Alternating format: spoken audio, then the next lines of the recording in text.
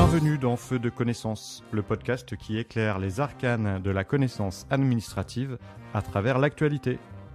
Le 3 janvier 2024, 65 départements sont en vigilance météorologique.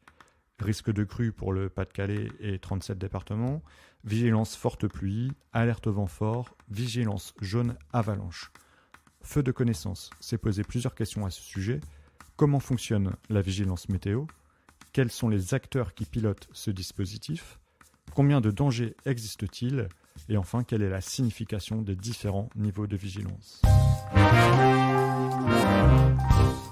Mise en place en octobre 2001 par Météo France, la vigilance est conçue pour informer les citoyens et les pouvoirs publics en cas de phénomènes météorologiques dangereux.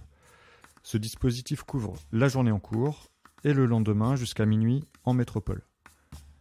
L'information est fournie dès 6 heures sous la forme d'une double carte, la première pour la journée en cours et la seconde pour le lendemain. Elle est actualisée au minimum 2 fois par jour, à 6 heures donc, et 16 heures. Elle signale le niveau de risque maximal pour le jour même et le lendemain à l'aide d'un code couleur. Le dispositif de la vigilance est copiloté par la Direction générale de la prévention des risques, la Direction générale de la sécurité civile et de la gestion des crises et Météo France, avec le concours du ministère de la Santé et de la Prévention, ainsi que l'ensemble des organismes techniques contributeurs. Une particularité pour la vigilance crue, qui, elle, est élaborée par le CHAPI, Service central d'hydrométéorologie et d'appui à la prévision des inondations, ainsi que les SPC, Services de prévision des crues du ministère de la Transition écologique. Cette vigilance crue a une période de validité de 24 heures et elle n'est relayée que sur la carte de vigilance du jour. L'information de référence est disponible sur le site www.vigicru.gouv.fr. Chaque département est coloré en rouge, orange, jaune ou vert selon la situation météorologique et le niveau de vigilance nécessaire. En cas de vigilance pour vague submersion, le littoral des départements côtiers concernés est également coloré. En cas de phénomène dangereux de forte intensité, la zone concernée apparaît en orange. En cas de phénomène très dangereux d'intensité exceptionnelle, la zone concernée apparaît en rouge. Les phénomènes sont précisés à l'aide de différents pictogrammes.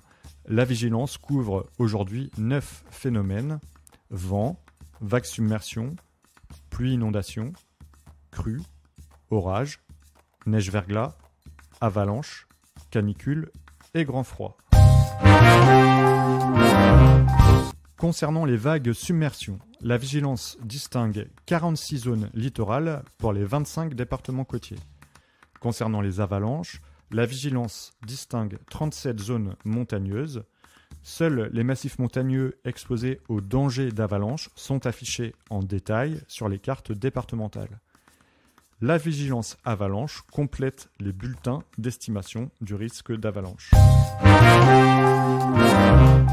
La double carte de vigilance peut être accompagnée de bulletins pour la journée en cours et le lendemain lorsque la situation météorologique le nécessite.